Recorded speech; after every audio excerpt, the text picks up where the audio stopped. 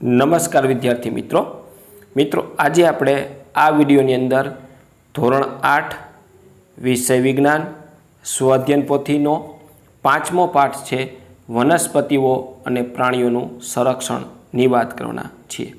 તો મિત્રો આ વર્ષે જે આપણે વિજ્ઞાનની અંદર સ્વઅધ્યયન પોથીમાં ફેરફાર થયેલો છે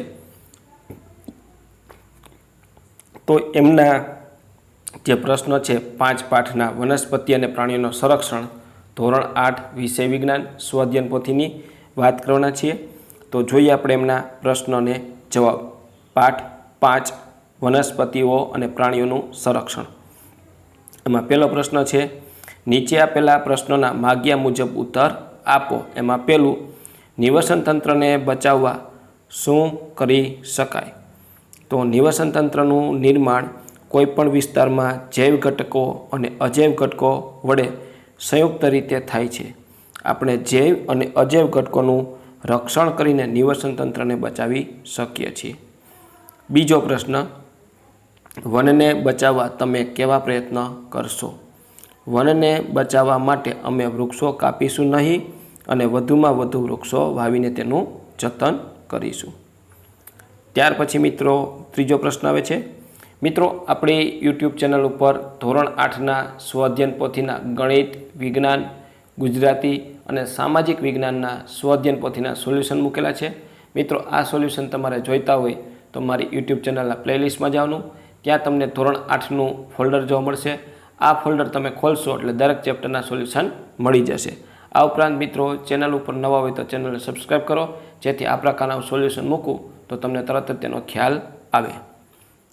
હવે ત્રીજો પ્રશ્ન છે તમારા જિલ્લામાં આવેલી સજીવ સૃષ્ટિમાંથી સંરક્ષણની જરૂર હોય તેવી વનસ્પતિ અને પ્રાણીઓના નામ જણાવો।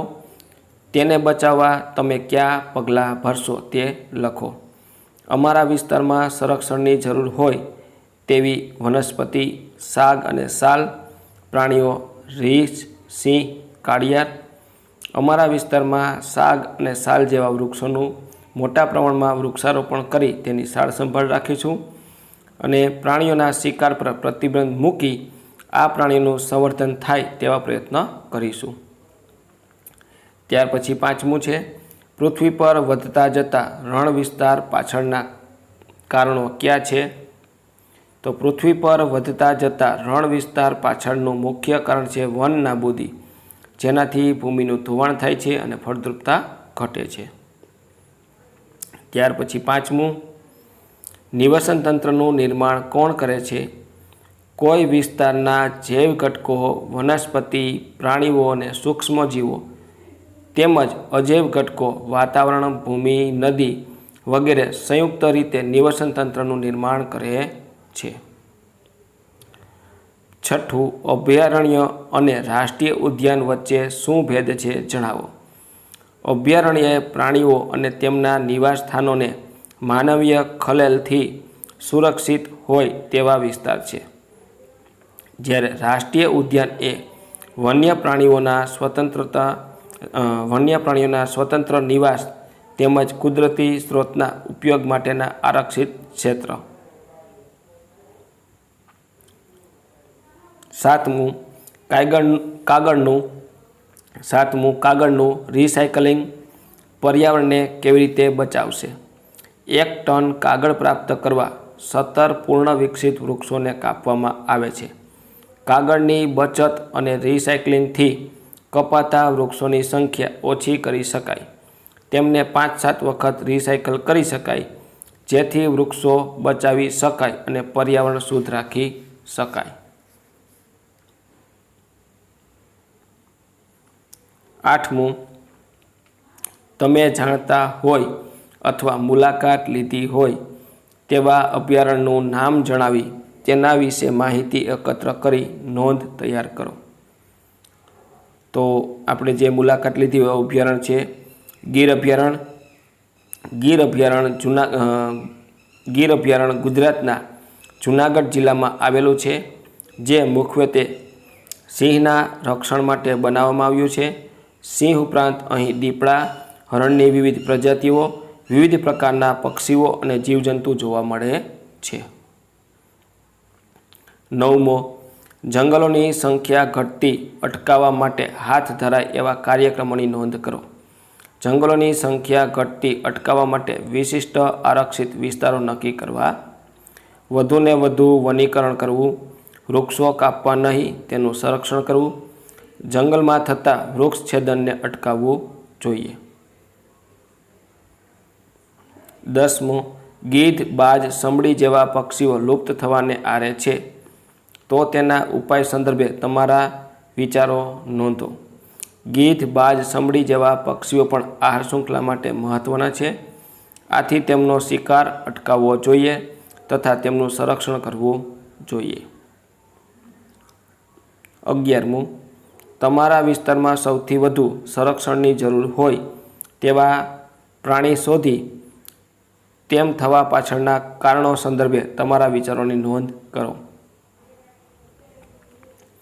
અમારા વિસ્તારમાં સૌથી વધુ સંરક્ષણની જરૂર હોય તેવા પ્રાણીઓમાં રીંછ, સિંહ અને હરણ છે.